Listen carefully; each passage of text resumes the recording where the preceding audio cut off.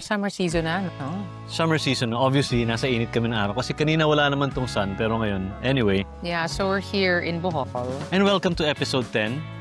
And, We're here in Bohol yeah, for Kim and Jess' wedding.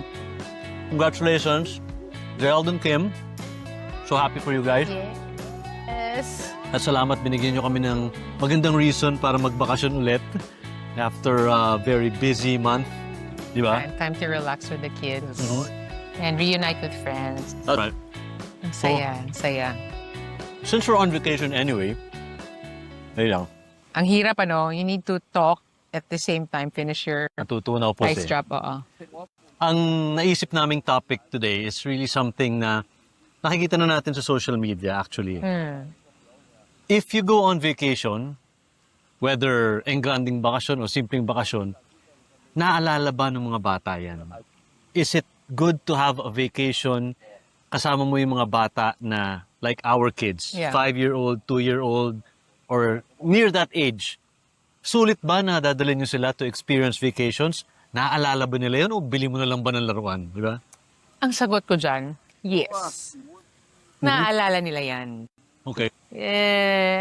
Growing up, mangilan-ngilan lang naman yung mga labas namin yung mga outing namin. At naaalala ko siya. Mhm. Madalas kami noon sa Batangas, sa San Juan, Batangas, kasi malapit kami doon nakatira. Untouched pa siya noon.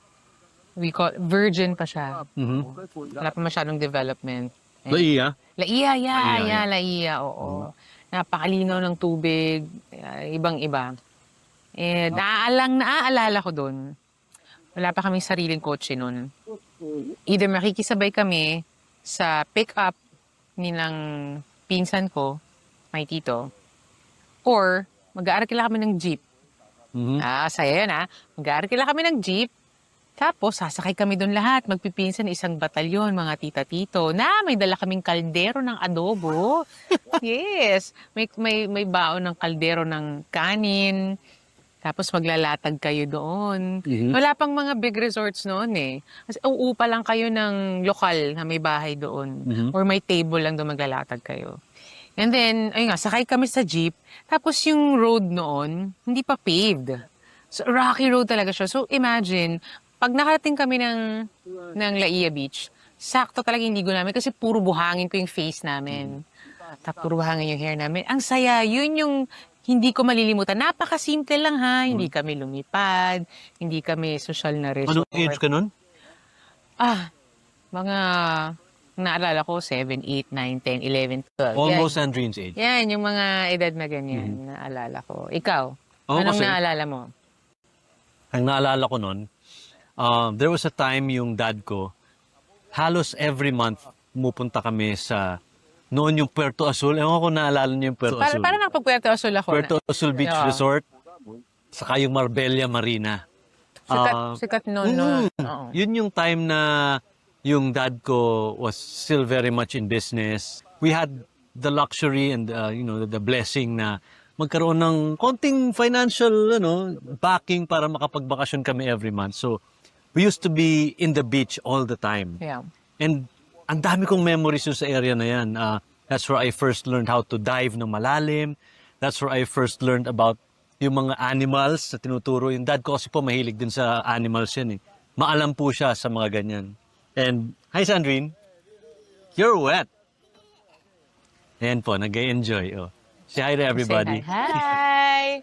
So- Where's your ice drop? Yun po yung isa sa mga memories na hindi ko nakakalimutan. And I think that's also where my fondness of water came from. It started from there. Na doon ako nagkaroon ng appreciation sa dagat, sa pagligo sa dagat, Right. and everything sea-related, yung mga ano sa dagat. and all that. Bakit bihira nga kasi kaming magdagat? Bihira kami mag-outing. Ba't ko sinasabing bihira? Kasi I'm sure maraming nakakaranas ito. Ang summer season, yan din yung season para mag-prepare ng tuition fee. Na enrollment, di ba? Enrollment ng April, enrollment ng May. So, pag may extra lang kami, na bihira magka-extra, doon lang kami nakakalabas. Kahit sabihin mong malapit lang yan, magagas kayo, kakain, di ba? So, kaya bihira lang kami kasi kadalasan, wala kaming extra money. para mag-outing. Napupunta yan sa pag-i-enroll naming 4 na magkakapatid. Yun ang mabigat. Oo. Dami kasi pag-apat, no? Yes. Oo. Kaya naman, yung tumanda ako at nagkatrabaho na, I made sure na at least once a year, meron kaming outing ng pamilya ko na nakapag-eroplano na kami, nakakapagbayad na kami ng magandang resort, ganyan. Pero hindi nga lahat merong extra, right? So ano ba dapat ang gawin nila para at least makaranas man lang ng kaunting kasiyahan ng summer? Ako, sa tingin ko kasi, hindi naman nasa presyo yan ng bakasyon. Hindi naman kailangan en grande palagi. Yung mga trips namin minsan noon, pag pumupunta kami sa Parks and Wildlife sa Quezon City, sa Luneta, isa pang pinaka hindi ko nakakalimutan, yung Christmas display sa COD sa Cubao. Oh, so hindi lang to summer vacation pala. Hindi summer vacation. Okay. Things like that na nagkakaroon ng core memories yung mga anak ninyo. I still remember yung being so engrossed dun sa gumagalaw na Christmas display na yun. Yes. Sa COD, di ba? Cubao. High-tech na yun ng time na yun eh. Oo, yun yung umiikot, di ba? Pag gano'n, sa mall. Yes, Sa so mall. again, And may carnival doon. Fiesta Carnival. Na may bump car. Fiesta Oh Carnival. my gosh, Yes. na naaalala ko, kundi all year round ba yun or Pasko lang? All year round yun. Fiesta Okay, Carnival, so ang mga pictures ko no, nasa merry-go-round ako. Bump car. Yan. Oo. Ito yung mga naaalala talaga natin, ano? Siyempre with the help of pictures. Yes. Kasi pag nakikita ko yung mga printed pictures, nagpunta nga pala kami dito. Keyword, printed pictures. Oh, yeah. Wala pang Instagram nun. I mean, lahat ng pictures natin ngayon, nakasave lang sa cloud eh. Yes. Oo. So ang tanong kasi doon, marami kasi tayo nababasa na huwag munang kayong maglalabas, huwag muna kayong maggagala dyan kasi hindi naman maaalala ng anak nyo. Sobrang bata pa yan. Maalala ba niya yan? Gumastos kayo ng malaki pag tinanong nyo. Nakanganga lang sa inyo, hindi na maalala kahit ano. Do you believe in that? Ako hindi. Ikaw? Ano yung earliest memory mo ng ganyan, childhood? Vacation related? Hindi, wag na munang vacation. Kasi yung memory ng child, from what I read, 6 years onwards, yung naaalala nila. So, sabi ko, nalungkot nga ako nung nabasa ko yun.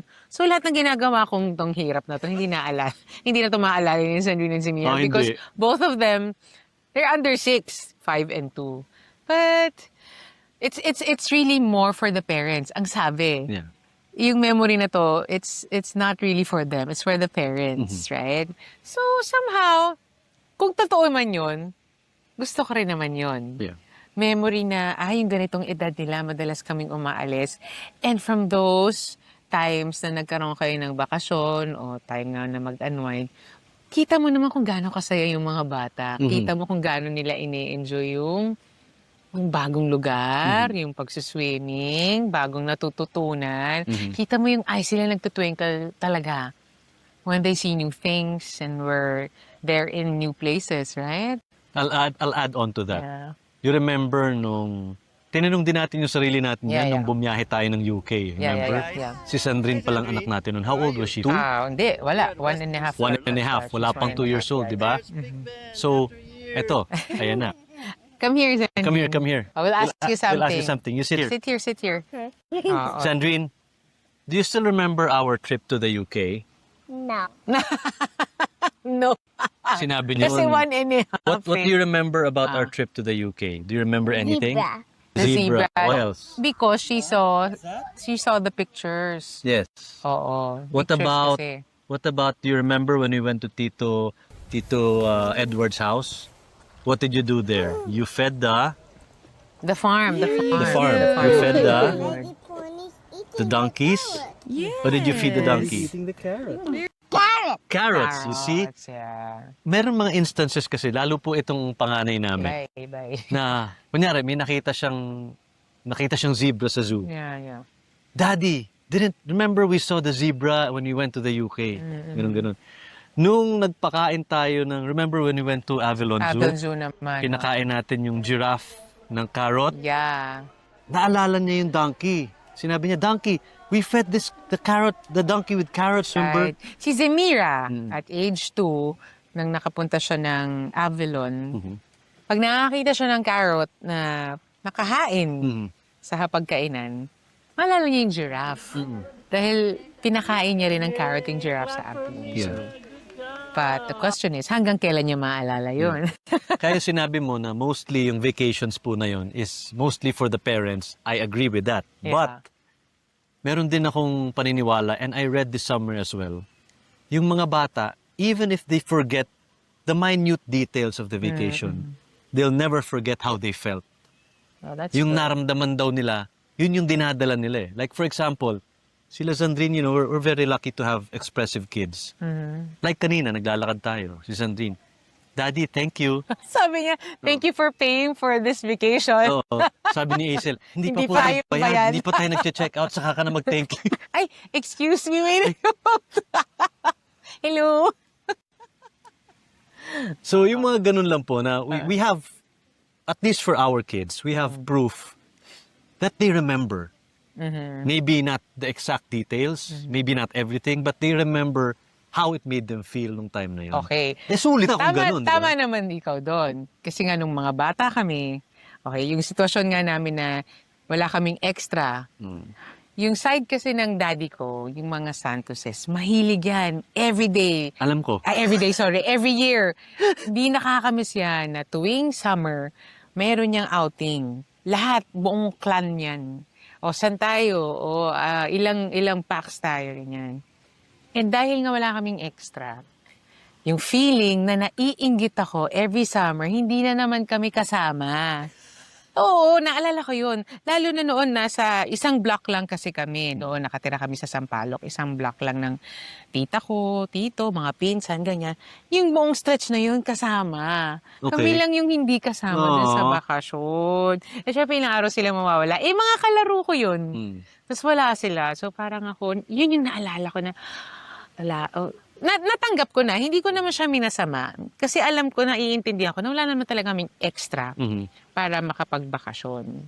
Kaya nung lumaki ako, yan, nagkatrabaho na, I made sure, saan mo gustong pumunta? Mag-swimming tayo. Yeah. O daling kita dito. Punta tayo dito. Huwag magtitipid. Piliin natin yung magandang ganun ko na siya isipin. Pili tayo magandang resort o order kayo, sige orderin nyo kung ano yung gusto nyo, wag tayo magtitipid. Kasi yun nga yung mindset ko na dati, kapos kami, ngayon kahit papano meron ng ilalarga, let them feel naman yung kaunting ginhawa. And that's what I did. See? Still doing, Oh. yes. So, yun, the feeling, Yeah, di ba? yeah, yeah. You remember how it felt kahit medyo malungkot. Yeah, You remember how it felt. Pero, one thing I acknowledge naman na ginagawa mo ngayon, ginawa mo for your family is, nabawi mo naman ng husto eh. Kasi nadala mo na sila abroad. Nadala mo yung mom mo to so many countries. Yeah. Nadala mo na yung family mo to some of the best resorts, di ba? Yeah. So, again, nakabawi ka, di ba? Kami naman, we lucky enough when we were growing up na medyo meron kaming access to those kinds of trips. Na ngayon hindi na po pwede dahil May anak na. ang dami na pong paggagastusan. But I want to just say thank you to my parents, especially my father. Kasi tinaguyod niya po kami in that way. And siya lang po, for a certain time, siya lang po yung may work. My mom had some work pero hindi ganun karami, and she chose to stay at home towards the end of her career to take care of us. Apat po kasi kami, like Azel's family. So, I just want to say thank you to my dad. Kasi he made sure that we saw the best. The best of the world, the best countries, the best resorts. Nung time na nagtatrabaho po siya, before he retired, na-maximize po talaga namin yung benefits siya sa airline. Alam mo yun? So, I guess that's one thing I'm really thankful for. Na I hope, kaya nga medyo nalulungkot ako eh. Oo. Kasi parang kami nun, nasanay kami na, babiyahe kami. Business class daw. Business class. Kasi libre po eh, di ba? Pag nagtatrabaho sa airline eh. Eh, syempre ngayon, nagagastos out of your own pocket, parang nakukonsensya ako bilang taray. Nung UK trip kami, gustong-gusto niya bumili ng business class. Kasi nga, long haul flight, di ba? Tapos si Zandrinon was a year and a half. So, Yeah. syempre, hindi siya komportable sa upuan na masikip, ganyan. Sabi ko, ikaw, mami, ganyan. Okay ka lang. So, alam mo, okay lang ako.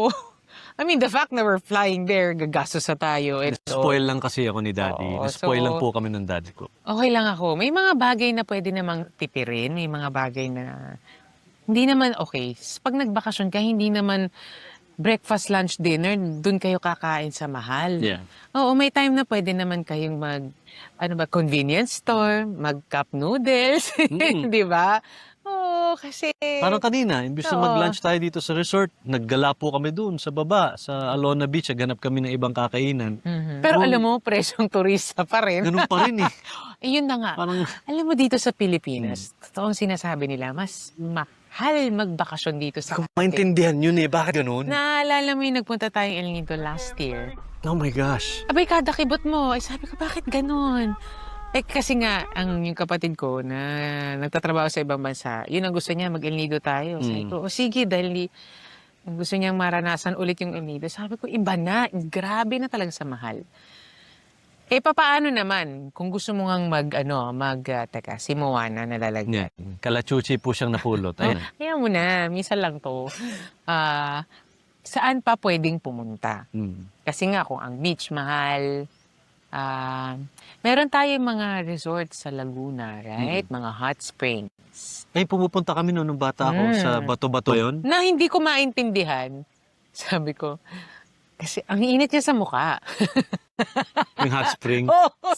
Yung mga ko, bakit ganun? Ang init. Alam mo yung tanong na, nasa Pilipinas ka mag-hot spring ka? Ang init-init dito. Kasi minsan doon nag-get together, parang, Mga Santos. hindi. Parang mga friends ko na to. Okay. Parang ang init sa mukha. Anyway, if it's not summer, ayan, ano yung mga memories pa na pwede mong, ano pa yung mga pwede mong pagdalhan sa mga anak mo to create memories?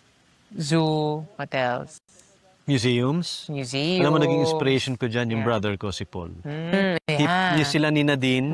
Ayan, nakikita ko nga. They always prioritize bringing their kids to trips na maraming natuturo doon sa mga bata, maraming interactive. Yes. Imbis na yung Dami framing na lang. ngayon, ha? Dami. Oo, nanunumbalik na ngayon. Our Mga National museums Museum natin, yeah. is new, it's free. Yeah. 'Di ba? Ang ganda-ganda daw nung loob nun kung makikita nyo. So, maraming options po na hindi naman kayo kailangan gumastos. At the same time, may mapupulot yung mga bata.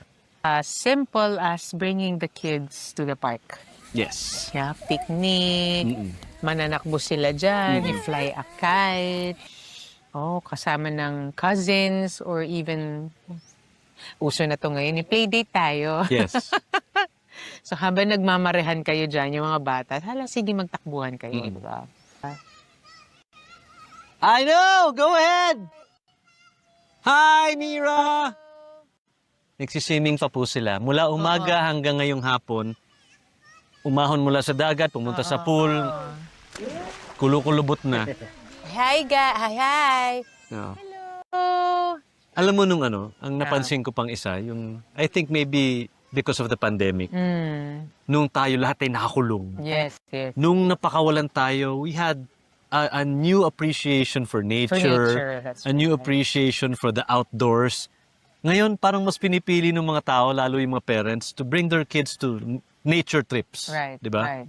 And we're lucky that yung tinitirahan natin sa Rizal is maraming within driving distance lang na And mga also, dahil nga ang daming nangyari ng pandemic, maraming, ayan, may bisita ulit tayo. Na-miss mo na kami. Oh. Hey, say hi here, over here. Hi. Okay. Nung pandemic, meron tayong mga kamag-anak o malapit sa buhay natin na hindi na natin kasama.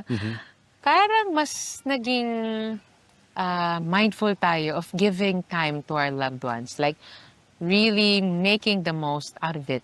True. Like every time na pag may pagkakataon tayo na mag-gather and spend time and have fun and create memories, mas tayo ngayon. We plan them more Yeah. than ever. We put more thought and more Yeah, heart yeah, into what yeah, we do yeah. with them. Oo, kasi maikli ang buhay.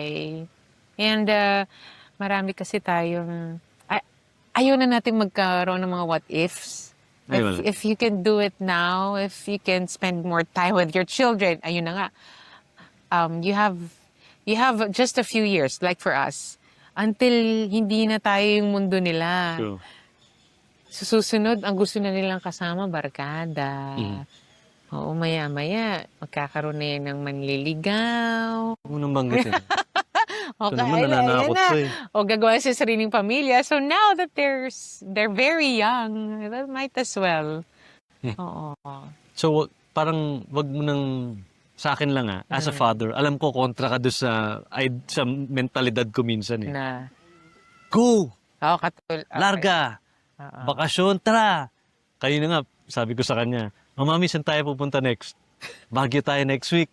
Sabi niya, teka lang, di pa nga tayo bayad dito eh. Teka lang, wala plano eh. Hindi pa kami nag-check out dito sa hotel. Magbabayad pa tayo. Idol ko kasi si TJ. Ay, TJ Cruz. oo. Hindi, lang wala. Oo. Hindi, kasi sa akin lang, habang meron. Oo, pero hindi naman Go. pwedeng larga ng larga. Kasi, Well, syempre, pero... you need to... you need to save some. hinay-hinay din. dapat. Save up for the rainy days. Oo. Ganyan. Sa akin kasi parang every time like kanina no sinabi ni Sandrina, out of the blue lang po sinabi niya, Daddy, thank you for this trip. Naglalakad lang ko kami papunta doon sa Ay, ako di. beach. Para namang ikaw lang. Hati tayo dito. Hindi, syempre, pag sa akin, sinabi, sa atin na rin yun. Diba? Joke Parang lang. ganun. So parang na-appreciate niya. Parang ganun, na-appreciate yung ginawa namin ni Isel. So parang gaganahan ka lalong, okay, what's next? I wanna hear that again. Parang ganun. So bilang magulang, priceless po kasi yun eh. And I think bago niya sabihin yun, na-process niya where we are, what we've been doing, Right. and that makes core memories na hindi niya makakalimutan. So And- bakit hindi mo pa planuhin yung next? Diba? Parang, Days and weeks before this trip, sobrang excited na talaga siya. Yeah. As in, nagka-countdown siya. Mami, how many more days Mhm. till we fly to Bohol? Ganyan. So, sobrang excited niya. Sinabi niya na sa teacher niya ahead of time, Teacher, I'll be absent for Oh, no. quite some time because I'll be in Bohol. Sabi, okay. Parang siya na lang ang nagsabi, hindi ko na nga nasabi kay teacher. Eh. So again, for the parents watching us, hindi po mahalaga kung magkano yung trip ninyo, kung saan kayo pupunta, whether expensive place or not. I think the most important thing to remember is number one, magkasama kayo. Diba? You're doing things together as a family. And number two, kung kaya nyo pa kasama yung mga anak nyo, go! Dahil sabi nga ni Isel, isang gano'n na lang yan. Hindi na kayo gusto kasama, barkada na and everything. Yeah. Natatakot ako actually pag ganun. Parang ako, lulungkot ako pag iniisip ko yun. Wala. Talagang dadaan tayo sa ganyan. Nagtitake notes na nga ako sa mga kaibigan kong kausap nitong weekend gathering na to. May mga crush-crush na daw. Sabi ko, okay. Oh my. Oo, ang ganda naman ng mga kwento nila. Sabi ko, okay, I'm taking notes. Thank you. Ako din. Sa ngayon, I'll savor this moment na, Mommy, look, I have a shell! Oh, di ba? Mommy, look at my sandcastle. Let's build together. Oh, G lang. And I also read somewhere. Oh, di ba? Again, I'm a millennial and you're a Gen X. Gen X, okay? But the parents nowadays, they're more involved sa kanilang mga anak. Yes. Di ba? And I think we're lucky na pwede nating gawin yun. As compared to the previous generation na trabaho, tulog lang sa bahay, trabaho, Yeah. tulog lang sa bahay, di ba? Namnamin natin ang pagkakataong ito. Like this nature. Diba? Ayoko na nga umuwi. Ayoko na umuwi. Pero pag nakita natin yung bill, baka tara, uwi na tayo. Okay lang yan, trabaho na lang Oh. ulit. So again, I just want to say a quick shout out to my parents. Yung topic po natin ngayon is mostly not only about us being parents, but also for our parents who made this all possible for us. Yung mga core memories na binigay nyo, Lolo Jimmy and Lola Beng, nandito pa rin yun. Ang dami kong naalala, ang dami ko pa rin chine-cherish ngayon na experiences and memories na binigay ninyo sa amin when we were kids. So, don't think that we don't remember because I personally, I still do and I'm sure Paul, Shara, and Kiko, they also remember most of what you did for us. So, Thank you and I love you guys. Sa kabilang banda naman, kami man, my side of the family, hindi man kami kasing well-traveled ng inyo. Pero ako, in my core memory, naiintindihan ko why we did it. And alam kong prioritize talaga nila yung pag-aaral namin. Na ang lagi nilang sinasabi, mag-aral kayong mabuti para kapag lumaki kayo, may maganda kayong trabaho, kaya nyo nang gawin ito, kaya nyo nang puntahan lahat ng lugar. And that's what we are doing now. It's because ininvest nila sa amin yun. Yung pag-iisip na yun, yung values na yun, na pinahahalagahan namin ngayon. So all of us, my other siblings, ayan na. Halika dito. Come here. Ano ba, dede daw? Oh no. Dede now. Dito ka muna, halika. You play here muna. You play here muna. Come here. Here, oh, here. Oh, you have sticks. Want to play with the sticks? Here. Halo, come here. Grabe mo, morena na po yung Oo, anak namin. oo, Pati na niyo itsura. Halo mo. Oh, you sit here muna. My goodness. Yeah. You think she'll remember? Pictures maybe. Pictures. Ito yan, Pictures, oo. But, Hi, Samira, say hi to everybody. Say hi. There, in the camera. There. Yan. So, yeah, kung ganun din yung sitwasyon nyo, like we were before, okay lang yan. Pwede pa rin kayong makaranas ng magandang bakasyon o gumawa ng magandang memories kahit sa mga simpleng lugar, kahit malitang budget, meron yan. Oo, meron naman laging hack ang Pinoy. yes. Doon na magaling actually gumawa ang Pinoy, di ba? Oo. Kung saan makakamura, pero yung enjoyment level nung gumastos ng malaki, pareho lang. Doon Tsaka tayo basta magaling. sama-sama kayong pamilya. Di ba? Kahit siksikan kayo sa isang kwarto, yung kaya yung masaya, mas madalas. Alam mo bang pinakamasaya namin ginagawa ho ngayon? Pumupunta kami doon sa park, sa loob ng village. Walang gastos, same fresh air, same pagod, kasi nagtatatakbo sila doon. So, di ba? Masaya sila doon. May playground lang. So yeah, kung ano po yung mga ginagawa ninyo for your kids, please let us know sa comments. Kwento nyo naman sa akin kung gumagastos ba kayo ng malaki, kung hindi kayo gumagastos, and how do you see that your children are actually thankful, that they actually remember, at nararamdaman nila that you're doing this dahil mahal nyo sila. Sarap naman ng mga ganyang kwentuhan. Let us know. Ito, tinan mo, basang-basa na. Okay lang yan. Masaya siya. Alam ko. Pero gutom na rin po siya. So, humihingi na po ng dede. So, magpapaalam na po. So, thank you so much Thank for you for everybody. joining us. Yes, we are now on episode 10. 5 more episodes before we call this the end of season 1. Kinukuha na po ang mic. Paalam na po tayo. Siya po si Hazel. Siya po si Ma'am. And this is A-Mark the podcast. Say bye, Mira. And I'm Samira. Say, my name is... My name is... My name is... Dede. Okay, bye guys. Bye.